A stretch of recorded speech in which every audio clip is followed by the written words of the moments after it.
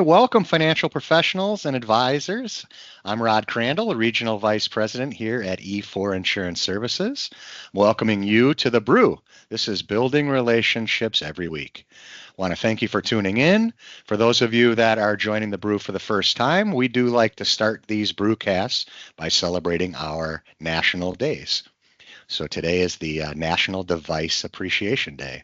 I sure do appreciate my devices when they work. And the National Maple Syrup Day. Yum. I love those pancakes and nothing like traditional maple syrup. So today is the last of our series in December's lineup focused on intentional legacy planning. And today I'm wrapping up really discussing what are the 5 biggest threats to your clients' legacies and ultimately exploring some of the insurance solutions that we can effectively put in place or at least consider putting in place that can safeguard our clients' legacies and their financial plans and their business succession plan, et cetera.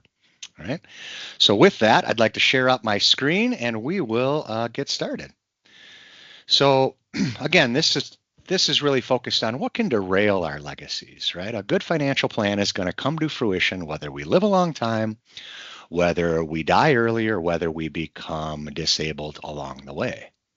And it turns out that sometimes it can be pretty expensive to die. And there's some risks that we need to pay attention to. And so our clients work so hard, we do have to ask what could possibly go wrong, right? What could break the plan? And at the end of the day, there's really kind of 5 big risks that can derail our ability to leave the legacy that we want. We're going to go through each of these here today. You've got a lack of liquidity. There's a number of things that could drain liquidity. We're going to walk through that. Long-term care risk, which is near and dear to my heart from a planning standpoint. I believe this is one of our biggest risks. And it's one of the easiest to solve, I believe, but a lot of people are ignoring this topic. We're going to talk a little bit about that. I'm certainly not an estate planning attorney, but poor estate structure or outdated documents or no documents can become a big problem. I'm going to actually share a little bit of a personal story on that basis. We certainly have risk with market and economic volatility, and so we'll describe a little bit of what that is. And then I believe we have a future risk of taxes, right? All things being equal, I don't know very many people that think that future taxes are going to be lower than current taxes. So stick with me the next 10 or 15 minutes, and we're going to go through these and make some comments. So, the lack of liquidity, I think last week, if you were with me, we talked a little bit about, well, my client is effectively rich, but are they liquid, right? A lot of our clients, the more wealth they have, the more concentrated their wealth is often. And if it's concentrated into farmland or real estate or a closely held business, that can become very problematic at death from a liquidity standpoint. Okay, if we add on to that the dollars that might come in IRA form for non-spousal beneficiaries, having to spend those down over 10 years, that can be problematic. That'd probably be the worst asset for me to inherit right now. I'd have to take those dollars at my highest wage earning years, when really I would want those dollars to be set aside for my own retirement. Right? So there's that idea of, well, how many acres are we going to have to sell? Right? If I need to pay estate taxes, either state or federal estate taxes, if I have to pay income taxes, right? Which buildings are we going to liquidate? By the way, how fast do we need to do these things? And are we going to be in a fire sale? And are we actually going to have to liquidate more than what we ought to because the timing is bad? By the way, even if we ignore the math of this, let's never forget that death of our loved ones is going to be a very emotional time. And so we're going to be in a high emotional state, might even be in a chemical imbalance, and then trying to figure out what checks need to be written where. And so we really need to help our clients think through these things and some of these risks and make sure we have appropriate plans in place. The long-term care risk we described. I happen to think that's the biggest threat for most people. I believe that's the biggest threat for my wife and I. We have no kids. This year, I've recently put long-term care in force for myself and my wife. I'm at 48 years old now. I've been dragging my feet, candidly, just like a regular client would, but I finally put it in place this year. Very happy about it. We put together a joint plan with Nationwide together. We're funding a $1,000 monthly premium for 10 years. We're going to reposition $120,000. And we've got a $4,000 monthly benefit that is a shared pool of 8 years and a 3% cost of living adjustment. So if we fast forward 30 years in my wife and my plan, we're going to have a little more than $1 million in a bucket that we can draw upon at about $11,000 per month over 8-year period of time. So effectively, I'm going to get about a 10-to-1 leverage on the $120,000 that I'm paying out of our cash flow. Completely guaranteed contract by Nationwide. And what that's going to do is it's going to guarantee that I have this asset that's growing on a non-correlated basis, income tax free to the heirs, and it can help offset what my good friend Shane Van Patten calls the $10,000 a month gym membership, except it's probably going to be $20,000 or $30,000 at that time, right? The real reason that I put that in place for myself was threefold. Number one, I've got to eat my own cooking, right? Number two, what I'm worried about is a cognitive impairment. I don't walk around worried about this, but my wife and I's plan is going to come to fruition beautifully unless we get sick. And if the sickness we get, it happens to be a cognitive impairment, and that lasts 3, 4, 5, 6 years with round-the-clock care, that's probably the only thing that could truly ruin our plan for ourselves. Right. By the way, that Nationwide plan that I mentioned, it's on a joint basis. If I never need long-term care, about $145,000 goes back to my trust. So I'm allocating $120,000, and the best math is that I might get $1 million or more out of it, which would be sad for my wife and I emotionally because we would have gone on claim. The worst math is that I got all my money back with a nominal return. And that wouldn't be great math, but emotionally that'd be fantastic. And that would mean that, of course, we didn't have an issue. And so the third reason that I did that was how many people in their 60s and 70s I can insure or have been declined. I think just this year, it's December now, I had at least 12 people this year that would have given me $100,000 each to fund a long-term care plan, but I couldn't find any place to bring them in the marketplace. As you're aware, E4 has very robust contracts. We have the best in breed. We have over 50 companies, although not that many in the long-term care space, probably about a dozen. But in either event, if I couldn't get them anything, that's terrible. Not only can we not protect the biggest threat that they have, by the way, their threat is higher. If they're uninsurable, what does that really mean? It means the insurance companies aren't comfortable with them in their risk pool, which means the likelihood of them needing care is even larger. So not only could I not protect those clients, but I couldn't make any money helping them. And after 25 years in this business, it's very clear to me that all I want to do is help people, and I want to be paid money to help people. And that's really all I focus on is how can I help? And so those were the reasons that I took action here today for myself, or I guess a couple of months ago. If you want to learn more about my plan, I'd be happy to share it with you. You could reach out to me. So in either event, I'm describing a big threat. And so the question is, what is the impact on your income and assets if this occurs? You see, people don't need long-term care insurance specifically. They just might want it. And by the way, the more money a client has, the more likely it is, in my opinion, that they ought to put some protection in place. You see, the long-term care doesn't get you the care you need, in my opinion. You're going to get the care you need if you get sick. What it does is it protects the healthier spouse who's trying to coordinate that care, maybe even trying to provide that care, in either event, very emotionally impacted by that care. So we want to protect that spouse. We want to protect the income and the assets. That's really what it is. A dollar that comes out of a long-term care plan is a dollar less coming out of a portfolio, and it might even be more than that. What if that dollar is coming from our IRA? That might be $1.30, right? So it's protecting our income and assets and protecting our spouse. So that's like putting an umbrella over your assets, or maybe putting a safety net underneath your assets. The third thing that it does is it gives our clients permission to get the care that they need. See, I've been around about 25 years in this business, and I've been in a lot of client review meetings. And I know you'll relate to this as an advisor if you're having client review meetings, is that so often in the client review meetings, I've heard advisors say, hey, Mr. and Mrs. Client, would you spend some of your money, please? Go on that vacation you've been talking about. Buy that car. Okay. Clients are very hesitant to spend money. Many clients are. And I think that comes over into long-term care. So a client may have a robust amount of money and could maybe self-pay, not self-insure, self-pay, right? But they may drag their feet effectively to get the care they need because they don't want to write the $5,000 check, the $10,000 check, the $30,000 check. So we're protecting spouses, we're protecting our assets and income, and we're ultimately giving a permission slip to get the care that we need. You know what else we're doing? We're protecting your AUM, right? Those clients, if they need the incremental extra dollars for care, where is that going to come from? And it's probably going to come from your portfolio. So again, it's a win-win to have these kind of conversations. The biggest concern I have, as you see on the screen for those that want to self-pay, is what happens if that's in a down market? Now, I know you guys are doing great jobs with asset allocation, and I know that there's bucketing strategies, but in future dollars, how do we really set aside $200,000 or $300,000 or $400,000 in cash at the time that we might need it? It becomes problematic.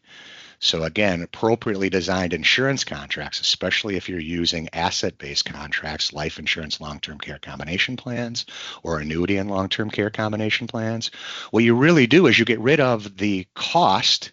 You don't have to pay a premium, you reposition a dollar. And by repositioning the dollar, what we get is we get additional asset allocation. And we get to introduce an asset class that is often guaranteed, non-correlated, and income tax-free to the heirs. So it can be very complementary, and our clients really ought to get educated about that so that they can really consider what their options are. As an aside, to the extent that you know that this is important, but you don't feel comfortable stewarding a conversation, I could certainly make myself available to do that. I spent almost all my time on a joint work basis with wealth advisors the last 20 years doing just that. So if you want to learn more about that, or you want to reach out and pick my brain, I'd be more than happy to do that. At the end of the day, clients only have two options for long-term care, truly. They can either accept the risk that they have, and they can cross their fingers and effectively pay out of their portfolio. That's option one.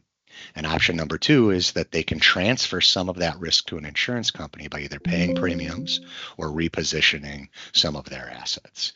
And so it doesn't have to be as complicated as you or clients might think. Okay, so we're trying to make it easy here at E4, and certainly I am as well. All right, poor estate structure and outdated documents, right? I'm not an attorney. I can't give legal advice. But at the very end of the day, what our clients need most is they need answers. And some of you have heard this story. I'm going to truncate it, but I lost my mom 7 years ago. She accidentally drowned in Lake Michigan. And of course, that was terrible for our family. And I really learned at that time what business I was in. And the business that I'm in is the answer business. And I would suggest that that's the business that anyone listening to this is in. And our clients need answers. They need answers for the fun stuff, which is, how are my kids going to go to college? How am I going to retire? Right? Where am I going to vacation? But they also need answers for the not fun stuff. What happens if I die early? Right? What happens if I need long-term care? And effectively what those answers are is, where is everything? When my mom died, I had to look my stepfather in the eye and I had to ask, are you going to be okay? And I knew he was going to be okay because I knew their finances. And they were working with a wealth advisor friend of mine, and we put insurance in force for them. So I knew they were going to be okay. Okay. Then we asked, well, where is everything? Well, we knew where everything was as well, because my stepdad was only 60 at the time. He was well organized. They were in a financial planning process. So we knew he was going to be okay, and we knew where everything was. That was beautiful. But you know what we didn't know? We didn't know what my mom's wishes really were, because they hadn't executed their trust documents. And so what that meant was two or three things. Number one, they pulled her out of that water because she had drowned, and they resuscitated her, and she was kept alive on life support. I've got to tell you, I have no idea if my mom wanted to be kept alive on that support. Our family effectively took a vote, and we decided to take her off because she was brain dead. My brother voted against that, by the way. When you make your family vote, that puts the family in a precarious spot. If your family's like my family, maybe everything isn't always perfect. There's a lot of degrees of dysfunction in a lot of our families.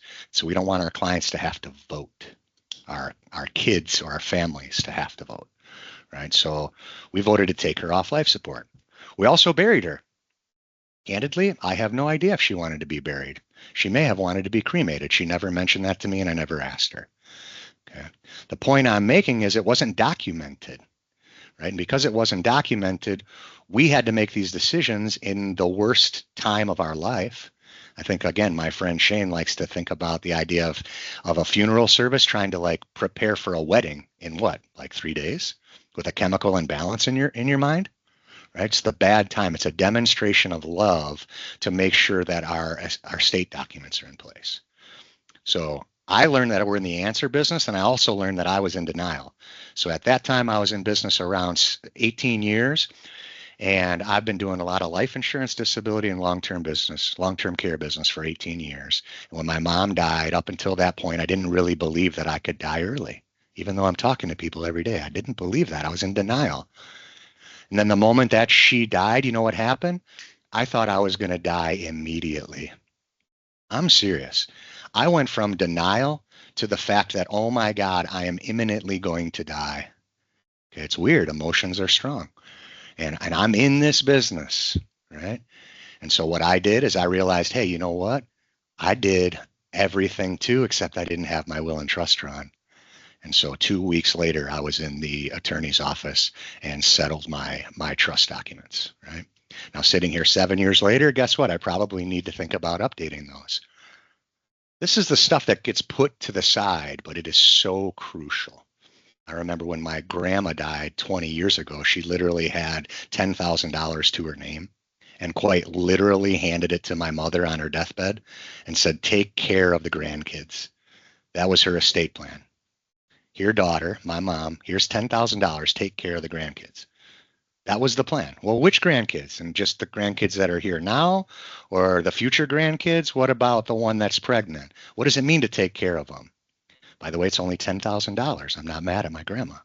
But I'll tell you what, that caused big problems in my family because of what? We had a poor estate structure and we had no documents in place, right? So I would just impress upon you that we need this even for yourself. Have you done this for yourself, right? How about the long-term care risk? Is that something that you've addressed for yourself, right? So it's real easy to put these things out, which is why we need to do things by intention, right? My very first program here 2 weeks ago was about legacy by design on an intentional basis. And this is part of it because that is part of the legacy. All right, market and economic volatility. The people listening to this know this more than I do, right? This is more your world, but this is real, right? I like the idea of thinking that a market is a yo-yo going uphill. You know, I just looked back on my app yesterday, looking at the market the last week, the last month, the last year, the last 5 years, the last 10 years. Well, you guys know what that looks like. It was green all the way up, but it's up like this. And you know what? We do have a down market, what, 1 out of every 5, 6, 7 years. The sequence of return risk is serious. You know, we retire and we have a 30% pullback in the market. That becomes very problematic. This is where we need to be thinking about the guarantees of insurance companies, annuities with guaranteed income that can even rise automatically. We need to look at things that are non-correlated, right? And then we need to look at things like long-term care insurance, because if you have a market volatility or a drop at the same time that we have a prolonged healthcare event, that could be like adding gasoline to a fire. And so we don't have to all of a sudden be pessimistic about these things. We have to be realistic about these things. I often joke with people that you'd be surprised how optimistic I am. I'm talking about death and disability all day, but I'm a really optimistic guy. And part of why I'm so optimistic is I believe in planning. And I believe in planning for the worst, taking a look at that face up, making a good decision for myself and my family, and then I can turn around and be optimistic. So I want to plan for the worst, but I want to expect the best. And so I would tell you that a lot of my optimism comes from looking at things somewhat pessimistically. What's our worst case scenario? And putting a plan in place to address that. Okay? Permanent life insurance is going to be a very important thing to think about, especially as we talk about not only market volatility, but increasing in taxes in the future, right? By utilizing an indexed universal life process or product, you can get a floor, as you're probably aware. So you can get a zero floor. The biggest benefit to a zero is that we reset for the following year. So when the market goes down 10, we didn't go down. Now we went down because of insurance charges, but we didn't take an investment loss. Now any growth that we have off the floor the following year, we get to capture up to whatever our cap is, right? My personal IUL the last fiscal year generated an 11.5% return. So I was following the S&P 500. That capped me out. That is a fixed contract that earned me 11.5%, right? Now, do I believe that's an appropriate planning number moving into the future? I'm going to get 11.5 in that? No, but there's going to be other years I will, right? I happen to believe that I'll probably average 6 to 7% over time in my IUL. And so again, it's just a diversification away, not only from taxes, but it's a diversification away from market volatility as well. So here's that future taxes. I would ask you, are they going up? And I don't know anyone who thinks that they're going down. The last number I saw was 38 trillion of federal debt. I mean, something's going to have to give at some point, right? And by the way, taxes might not go up for everybody, but the more affluent an individual is, the more likely they're going to go up. Who are the clients that we're dealing with on average, right? They're maybe the top third of the country, and in some cases, maybe the top 1% of the country, right? Those are the ones that are going to be paying taxes. By the way, as an aside, I run my own business, and so I fund a Roth 401k, which is pretty painful for me today to do that because I could be getting some significant tax deductions by funding a regular IRA. But I don't have to tell most of you why I'm doing that. I'm doing that because I really do believe that I'm paying less today than I'll pay into the future. And almost all of my retirement dollars are in tax-free accounts, which I suppose technically is tax-deferred and tax-advantaged accounts. But that's going to be my Roth 401k and my IUL. That's where most of my retirement assets are in. And I did that on purpose. And by the way, you go, well, yeah, but that IUL can be expensive. And I will tell you, sometimes it can be. But if you structure these things appropriately, which is taking full advantage of the IRS law, paying attention to all of the levers that we can pull so that we can minimize our cost drag, what you'll see is that the cost of insurance, I'm expecting to be much less than the cost of taxes. If you're not already familiar with an internal rate of return analysis, that is key for our best clients. You can see that maybe I got a 7% gross return, let's say, but maybe I netted 5.5%. Oh my God, the insurance cost 1.5% annually. Okay. Well, if it costs 1.5% annually, what did I get for that? Number one, I got the insurance, right? If I die, I have a real value to the insurance itself. And then I bought the tax-free bucket, right? The umbrella called life insurance. And so if I have a 5.5% tax-free return, what's the equivalent return in any given market or any given bracket? And that's really the game that you ought to play, or at least the litmus test, because what you'll see is the higher the anticipated bracket is, the more obvious that you ought to put some money in that bucket, because the cost of taxes is often higher than the cost of insurance. And so if you don't know exactly what I'm describing, reach out to your RVP or reach out to me, and I'll describe that to you a little bit more. Again, we talked about tax diversification, and there's strong plans to consider here, utilizing life insurance, right? You got ILIT strategies. Well, that's an irrevocable life insurance trust. There's mechanisms by which you can gift dollars into a trust that's irrevocable. You can let that trust then buy insurance on one or both individuals, often on a second to die policy. And now you create an asset that exists in what one attorney called or told me was the tax-free zone, right? Put this asset, which is free from both income and estate taxes, and it helps create liquidity. And by the way, we create a non-correlated asset. If you look at structures like that belong in ILITs, and you look at the internal rate of return on the death benefit, at life expectancy, you'll often see returns in the 4 to 8% range, which would be guaranteed by a large insurance company, non-correlated to the market, and income tax-free to the heirs. So that sounds to me like a pretty wonderful asset to have, right? If I came to you, Mr. Wealth Advisor, and said, hey, I have a 30-year asset that's going to pay 5% tax-free on a guaranteed basis, would you consider putting some of that in your portfolio? Now, we have to be careful, but that's what these insurance policies do. Okay, death has to occur to trigger the value, but you can often see 30-year returns guaranteed based on the claims paying ability of a company at 5% or more. And not only that, it's paid at the exact time that you need it because it's expensive to die. We have estate taxes, we have income taxes, etc.